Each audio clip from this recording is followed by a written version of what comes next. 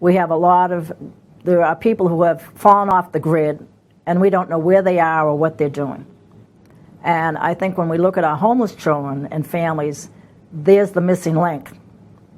And it seems like it's a number that nobody really wants to pay attention to or acknowledge that it exists.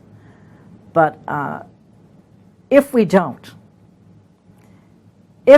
reach out to help the most needy, then this country is definitely in sad shape, and it will continue to deteriorate to a scary point.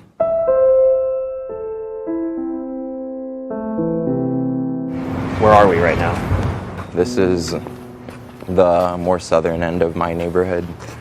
I used to stay in a laundry room inside of one of the buildings on this end of the neighborhood, as opposed to where I was living before, because it's a bigger room.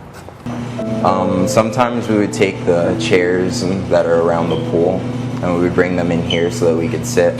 But then after a couple times of doing that, we noticed the chairs disappeared, so I imagine somebody found out.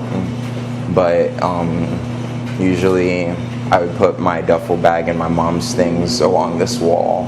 We would charge our phones with that outlet, and then I'd put these down, and my mother would sit right here or here, and I would sit right here or here, and we'd attempt to sleep.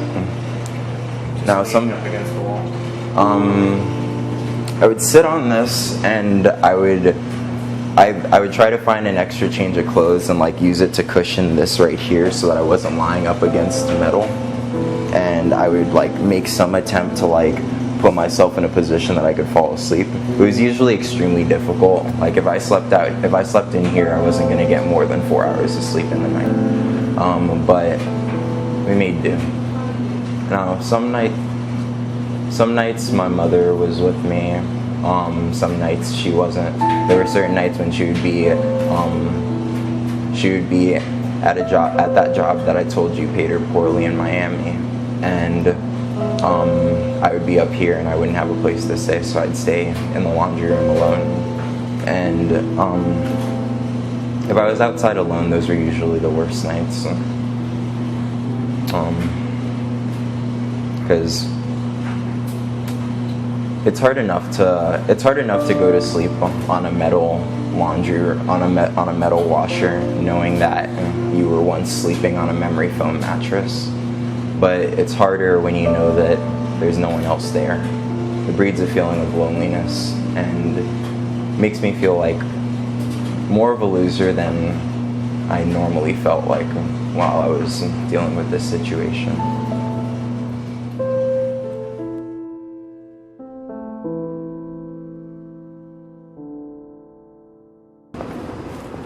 You would go from here to school every day.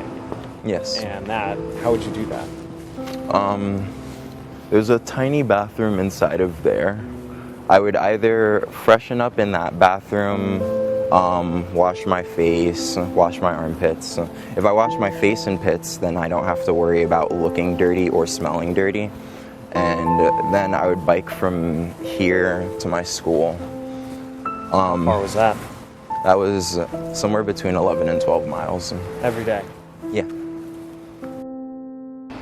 Well, this is the plaza that I stayed at during some of the nights that I've stayed outside. We're about to turn on this next right and see exactly where I sleep. There's a library down here, and the library is important because some days I would go there to get access to computers, and more importantly, when I was staying outside, the library gave me Wi-Fi, something that I used a lot back when something that I was used to having on a regular basis when I had a place to stay, but something that I felt like was a luxury when I was homeless. So it was nice to sleep outside next to something that could give me internet. Now, on some of my nights, I would lock my bike right here and lie on some of these benches.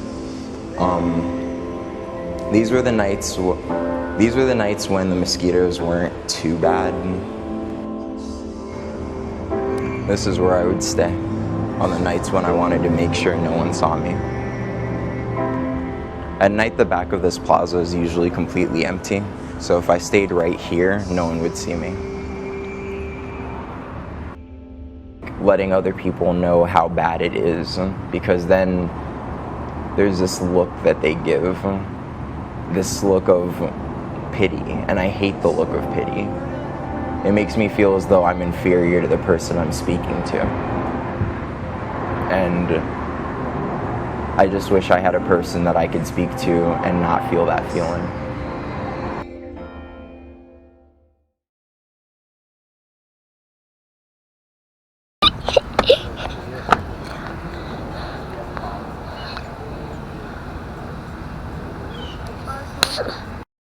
I get here and we are like, well, I get a room. Couldn't afford a room for a long amount of time because I couldn't spend the money that I was going to put towards a home. So we're in our car this whole entire time, and we spent in a whole 2 months in our car. No one was giving us a place. No one would want children on their property, and that's another thing with here. Like, it's a lot of people that don't want children on their properties at all. So that was hard. Plus it was a seasonal date, I guess, or whatever they call it, where the people from Canada come down here or whatever.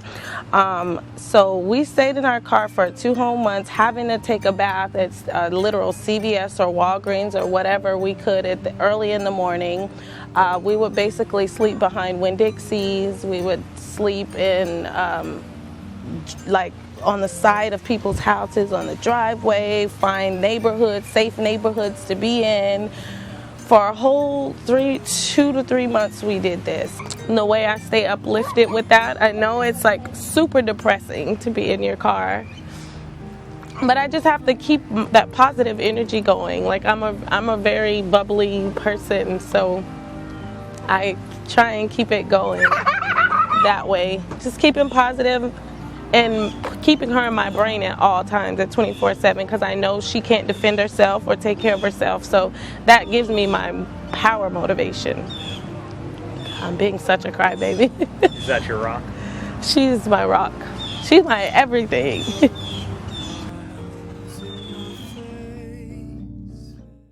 Where are we right now? We're at somewhere that I went when my mom would get mad at me, when she would kick me out. It was close to home, so I can still take an eye on my sister, because regardless of her kicking me out, I still had to take my sister to school. This is exactly how it was when you were here. Exactly how it was. Just random things. Whichever one was open, that's where I would put my stuff for the day. Sometimes you would come back, they'll be in the garbage, or some animal went through them. Just kind of had to deal with it. Where would you sleep in here? In the corner over here. I would push it out and then sleep in the corner. Behind this? Mm-hmm. Was that so people wouldn't find you there? Yeah, because people would always be walking through, and I felt like if I was just out in the open, they would see me. So I would push it, and then I would just be quiet in the corner. Yeah. And how many nights do you think you did that? I varied. Sometimes it would be 2-3 weeks until I maybe had a friend that was like, oh, you want to sleep over that day? Not knowing that I was here, but just knowing like, oh, let's be friends, let's sleep over.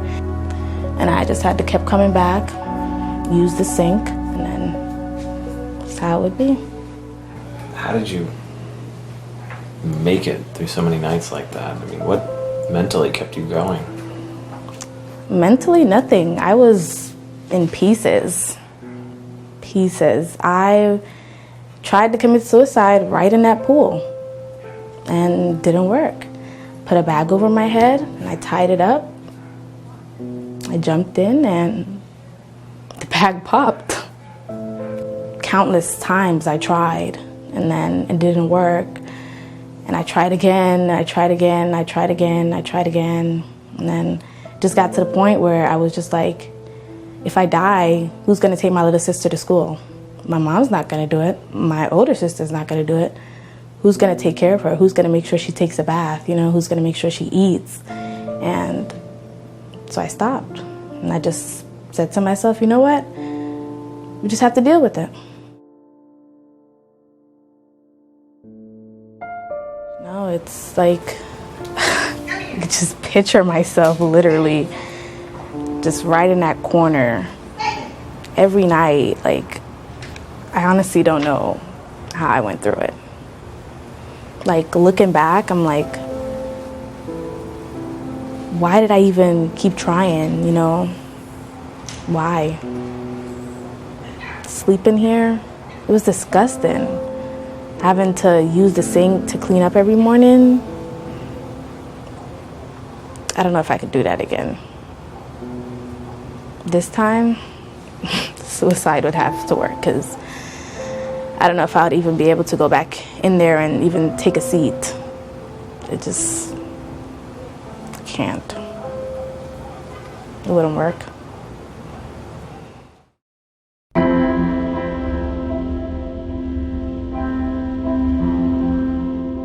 There's definitely a youth homelessness problem in Broward County.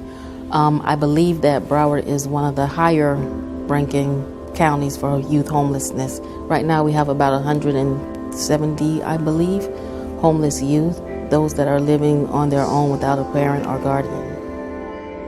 What's the total amount of students that are classified as homeless? The total amount here in Broward is a little bit over 2,300 at any given time during the year. If I'm not mistaken, throughout the state of Florida, you're looking at approximately 40% of the students who are, classified as homeless, according to the McKinney-Vento Act, as being placed in that situation because of their sexual orientation. So unfortunately, these are the youth who have been put out by their, whether it's a single parent or both parents, because they have come out, they've revealed what their sexual orientation is, and for that reason alone, their parents have said, if they don't meet that with approval, so they say, you're out on your own. You've got to find another means, because that doesn't bode well with us in our household.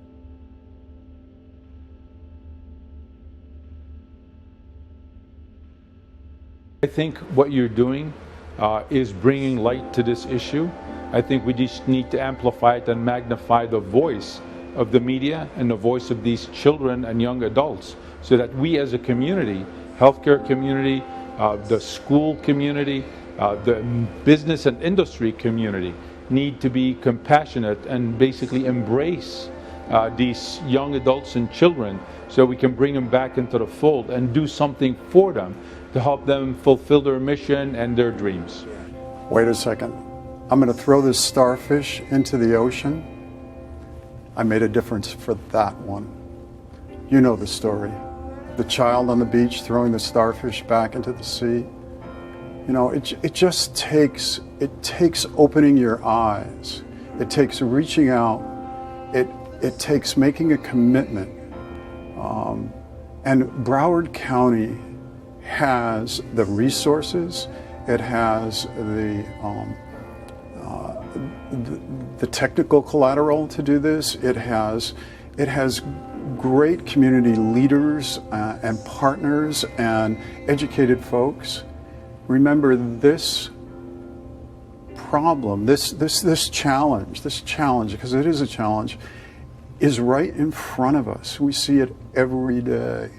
Homelessness is not a life sentence. Homelessness could happen to almost anyone, and we need your support to help us, to assist our families to get out of being homeless. It doesn't matter how small or how insignificant you think your contribution is, please make a contribution, because together we can work to make our situations better for our children and our families in Broward County schools. First of all, I think we need to be kind to one another. Sometimes we label children, we label society, we pick and choose who we want to associate with. But our children that we have in our school system, whether it be from kindergarten through 12th grade, are the future of this country. And each of us, whether you're related or that you have any contact with them or not, it's our responsibility to make sure that that child has all the opportunities to be successful, because the existence of the world as is will reflect upon the quality of education and the hope that we give the next generation. Some people don't help. People that are well off don't help other people because they've been burned before by other people. So I can understand their part on that, but yeah, I can understand their part on it, but you still should just stick with a good heart and stay true to you and still reach out, even though you've been hurt before by other people. Yeah, right. That's how I am. I always stick my neck out there and take risks all the time with trying to help people, no matter what it is. Even if it's like a ride to the store or in something like that, I'm still helping people constantly. Even every time I see a person that's on the byways, on the highways, I always give them money. Really? With the signs of the billboards, I always give them money. My mom always tells me, if you give, you get in return. So what goes around comes around.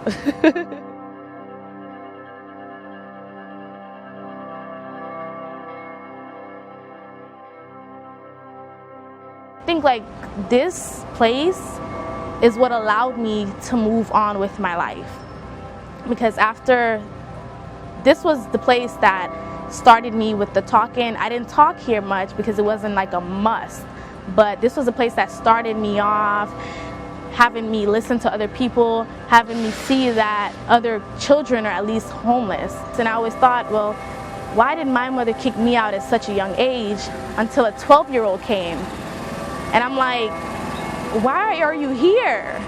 Like, is this serious? Like, why are you really here? And she explained to me, and I guess I just realized that everybody in this world has there's something going on with everybody, and not everybody's fortunate enough to have that parent that actually cares for them and that actually even wants them in the household. And so I guess that's what I just had to realize. Like, I was lucky to come across Covenant House and to come across having a bed to sleep on. Yeah, you had to get up and spread it, but that's what I needed. It doesn't matter if I had to spread 1,000,000 beds. Like, it really doesn't matter that I had to spread 1,000,000 beds. What matters is that I had a bed and I wasn't sleeping in the corner of some laundromat storing my stuff, you know?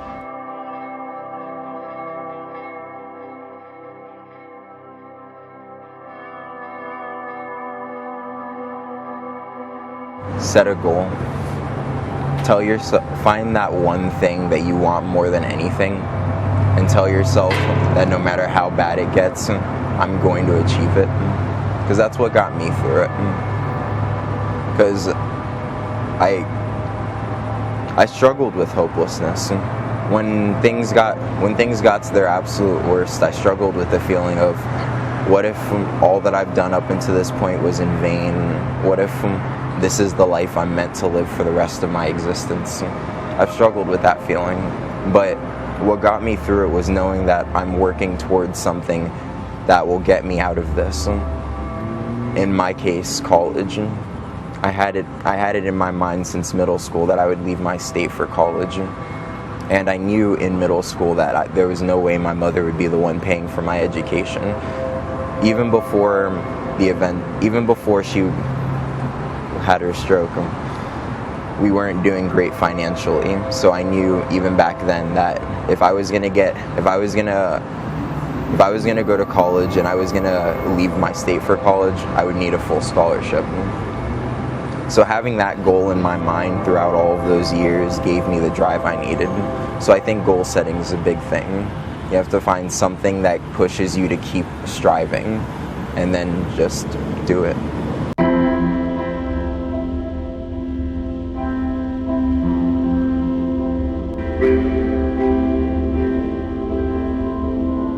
Probably the single biggest thing I'll never forget is, a question was asked to Paul, saying, in hindsight, what is probably the single biggest thing that you would have appreciated that you weren't given. And he paused and said, someone to talk to.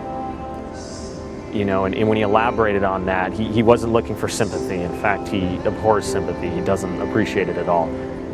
He wants motivation, encouragement. He wants someone that he can talk to and share his ideas with. And we spent hours talking about his goal and his dream to be an astronautical engineer.